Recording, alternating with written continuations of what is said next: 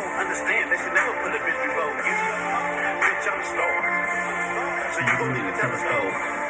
Confused, lost and broke. Oh, I could be antidote. My heart is closed like an envelope. I'm signing bitches like a minescope. Pussy tastes good like a cantaloupe. I ain't got time for no ratchet hoe.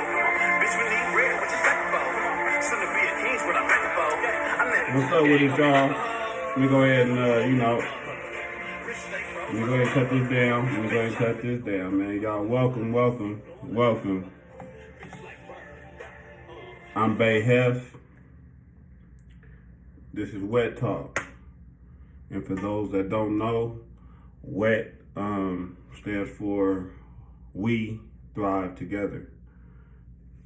You know, in the previous, introduction, you heard me talk about, a few key things that were influential in me being who I am now. And so, I thought I wanted to kick this shit off by, telling a story. Like, how can you not understand where I'm going if you don't understand where I come from? You feel me? So, we're going to talk about how I started in the game, how I became, how I started pimping, period. You feel me?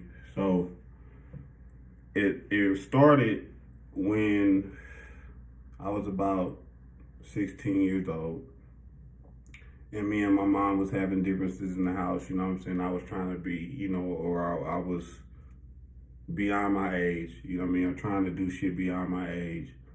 And she wasn't having it because she wanted things done her way in her household, and I had my own agenda. I was doing music at the time. I was in the sports, real heavy at the time, playing basketball. I went to Skyline High in Oakland, California. But when I started smoking and rapping, the focus, changed. You see what I'm saying? I wanted to be something different. You feel me? And me and my mom started having differences. I basically got kicked out, had to go to the streets, you know what I'm saying, and basically choose what I wanted to do with myself at 16 years old, you know what I mean, in the streets of East Oakland, California. And, I swear I tried everything. You know what I mean? I was, selling dope, you feel me? In the alphabets of Deep East Oakland, you know what I'm saying? Trying to sell dope. I felt like I couldn't, I wasn't cut for that shit. I wasn't feeling hidden fences, having drugs planted on you by crooked police officers, just all the bullshit, that come with the game. I just wasn't cut for it. You know what I mean? I didn't have the patience for that. You know what I'm saying? Like, period. That just wasn't working. And so, I was still, trying to find my way, you know what I mean? Trying to figure it out, you know what I mean? By the grind, you know what I'm saying? And one day, my stepsister came to me. And she was like, brother, I got an idea, I wanna try to be, do exotic dancing. Now at the time, I had somewhat of a thought what it was, but I was clueless, you know what I'm saying, to what the, real systems of the shit, or how the shit really ran. I was clueless, you know what I'm saying? I didn't know the real true definition of a, exotic dancer and this, that, and the other. I just knew that it was a girl that danced with her clothes off, that was it.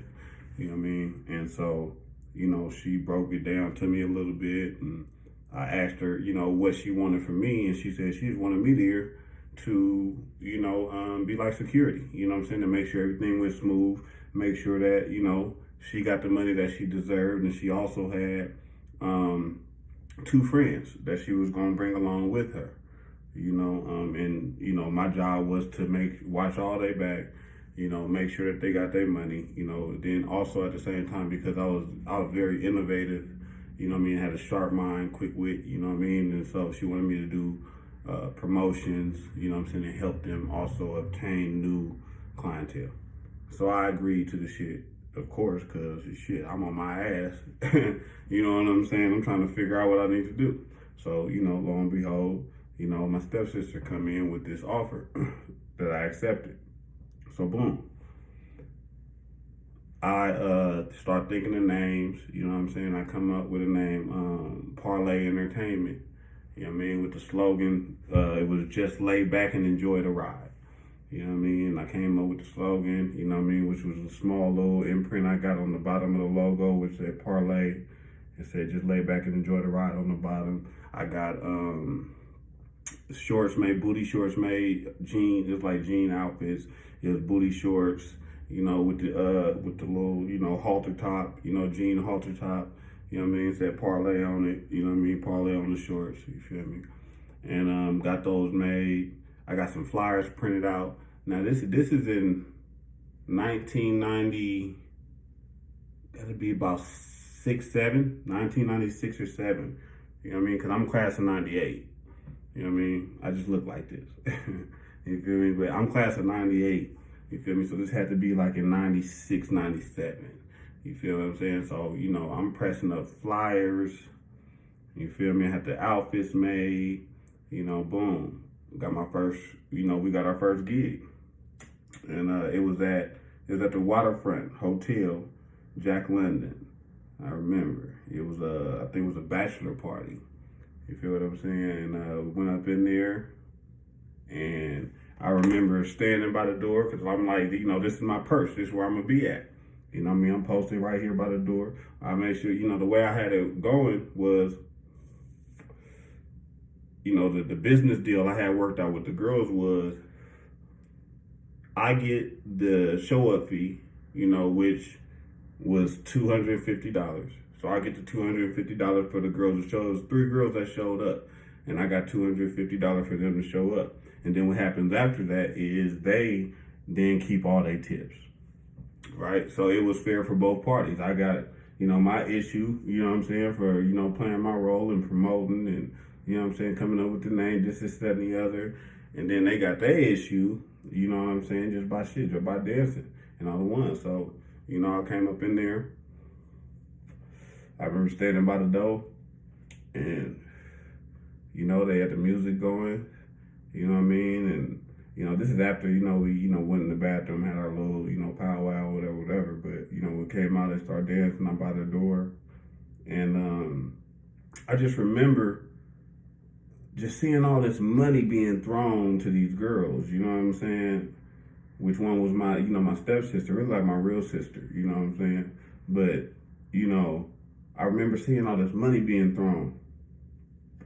And I'm just in the back just looking at this shit like, damn, you know what I'm saying? I just, you know, pressed up some flyers and, you know what I'm saying, came up with a name and got some outfits made and this, that, and the other, and then here you go. You know? It's hella money being thrown. I think they all made, you know, well over $1,000 that night. You know, and I was content, you know what I'm saying, my $250. That was more money that I had made, you know, at one time, one lump sum, which it may not be a lot to certain people, but at the time in the place that I was at that moment, it was a significant amount of money. You know what I mean? For me to do what I needed to do, you know what I'm saying? Go buy a new outfit or get a room, this, that, and the other. You know what I mean? So, you know what I mean? It was more than what I had, you know what I mean, being homeless in the streets of East Oakland, you know what I mean?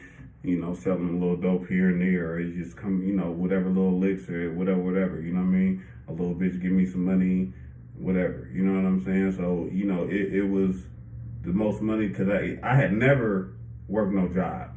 You know what I'm saying? Like, I couldn't, you know, the longest I worked a job was for like the first paycheck, and they gave me like, I think maybe like $200, maybe it's like $190 something dollars. You know what I'm saying? I seen that shit and was like, y'all got me fucked up. I'll never work again. You know what I mean? Like, straight up, like I can do this shit on my own. You know what I mean? And shit, lo and behold, you know what I mean? Shit, I got that money, and it was no looking back. I was like, damn, that all I had to do was make some flyers, you know, do a little talking, you know what I'm saying, get some outfits made, but that shit was, you know what I mean, pennies, you know what I mean. I went to a little cheap little store, got some little, you know, cheap little booty shorts with a little matching little, I think it was Durant Square, you know what I mean. I got the little matching, you know, top and bottom little jean outfit, and you know, we got rocking, you know what I mean. So for me, that was like, man, this is easy work. I ain't had to run from no police. You know what I'm saying? Hop no fences. I ain't had to be out there in the trenches, nothing. I was out of mind, out of sight. I was out the way. You know what I'm saying? And I was able to get some money, you know, which felt like to me minimal work. You feel what I'm saying? And it was another thing that happened that night. You feel me? Shout out to Crown Royal too. Hello. You feel me? So something else happened that night, that first night. That happened that, you know, we had the event, is that one of the girls, she came to me after the event. She gave me some of her tip money, and what I told her was, I think, you know, that's your money. I don't need that. That's yours. You know what I mean? I thought that she was maybe, you know, confused about, you know, how the money should be going or whatever. But, you know, I felt like I already got mine. I got my $250. I'm good. You know, but she came to me and she was like, you know, here go, you know, some money. You know, and I'm like, well, you know, what is this for? She's like, oh, you know, you deserve it.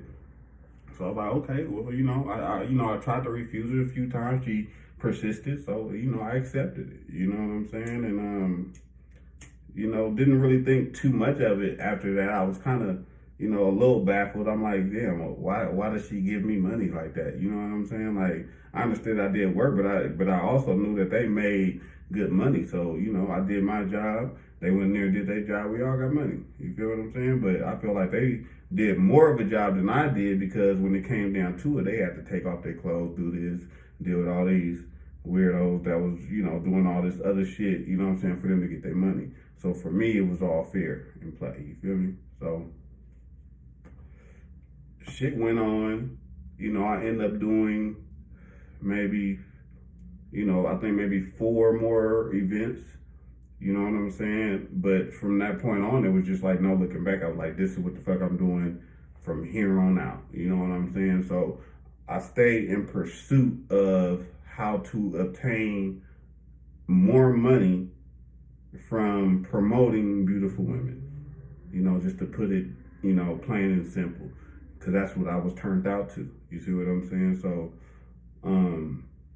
that turns into me just searching. And of course, in the streets of Deep East Oakland, you know what I'm saying, searching for a way to find out how to talk to somebody to give you money for a pretty face, you know what that's going to run you into. It's going to run into you the game of pimping and hoeing, right? And that's what I ran into, you know what I mean? Especially being on the streets. You know, I start, you know, seeing hoes, and I'm talking about, you know, this back in the day, so we talking about, I'm seeing hoes on, you know, MacArthur Boulevard, West MacArthur, San Pablo, you know what I'm saying? It was everywhere, you see what I'm saying? So, you know, naturally, I gravitated to that. I started to ask questions, you know what I'm saying? You know, even to the point to where when I first was out there, I was trying to ask questions to the, you know, to the girls that was out there, like, hey, what's up, how you doing? And they would just turn their back and run the other way, like, damn, what the fuck wrong with them? I was just trying to, you know, ask them how, you know, they getting their money out here. You see what I'm saying? So, you know, and then that turned into a whole exploration of me learning shit by trial and error. You know what I'm saying?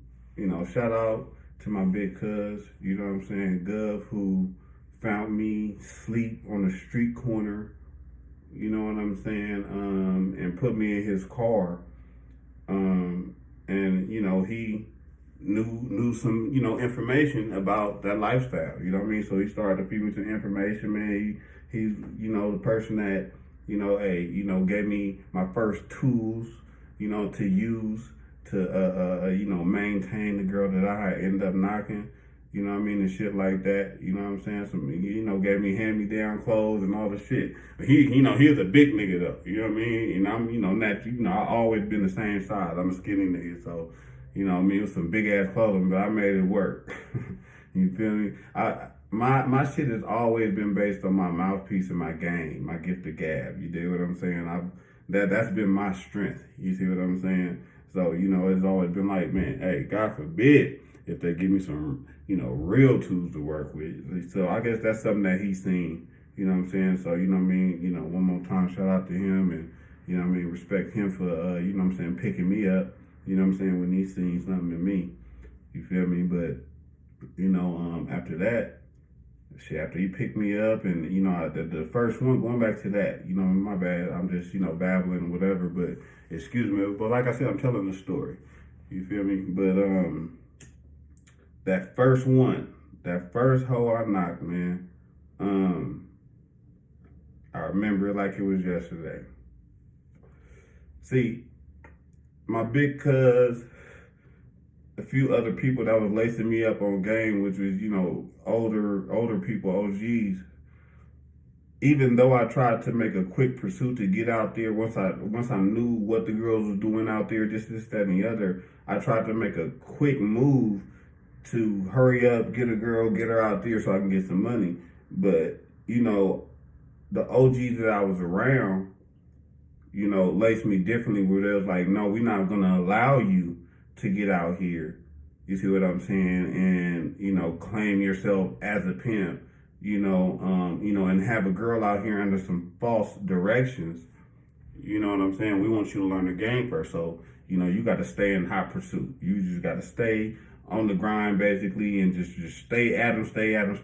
You know what I'm saying? And that's what I did. You know what I'm saying? I was just at them. And in that pursuit, I obtained different, what you want to call it, man? I obtained different,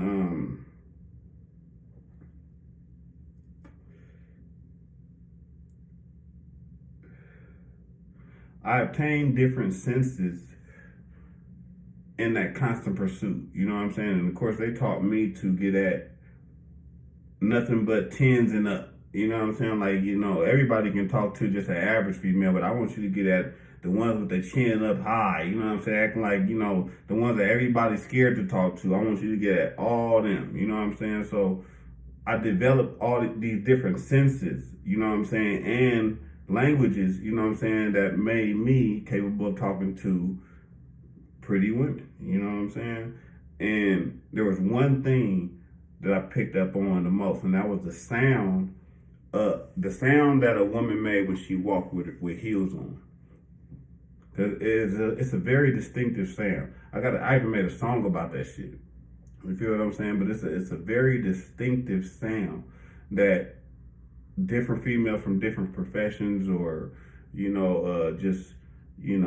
how they're built. You know what I'm saying? The way they step represents that. If you listen closely, if you have that sixth sense, so to speak, to pick up on that. And that's something that I just picked up on after so many times of talking to, more sophisticated, high class, women, that wore heels. Because that was another thing that I knew about the profession I was getting in, about, females happen to be able to be comfortable wearing heels and wearing them very well, walking in them very well. Because this is like a walking billboard, so to speak. And having some heels on, it is the right way to move when you, promoting, So basically, one day, I'm in the mall. I'm in with one of my homeboys, from my hood. And I'm in the mall. And we're walking, and all of a sudden, I hear the sound.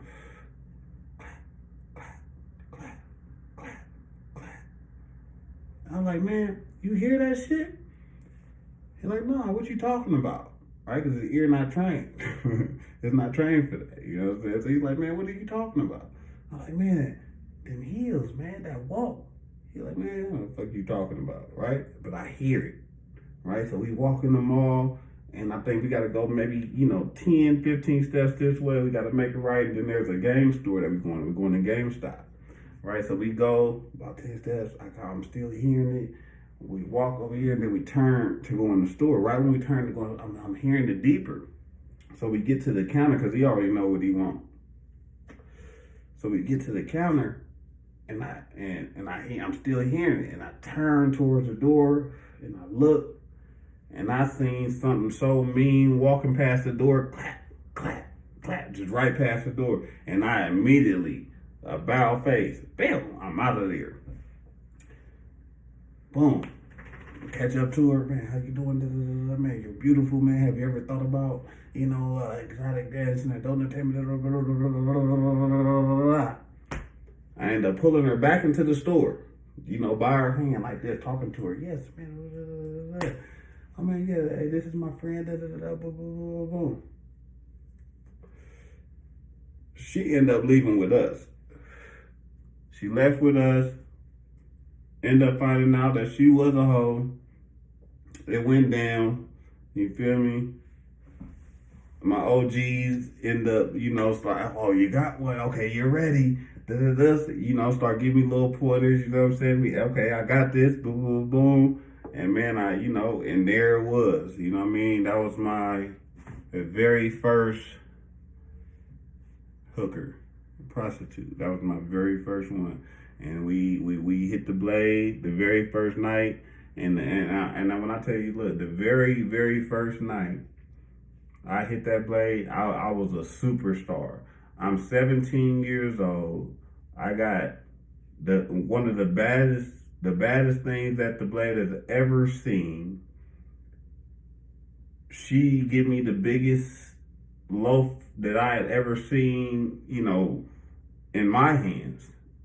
At that time, she came back and gave me $2,200, and it blew my fucking mind.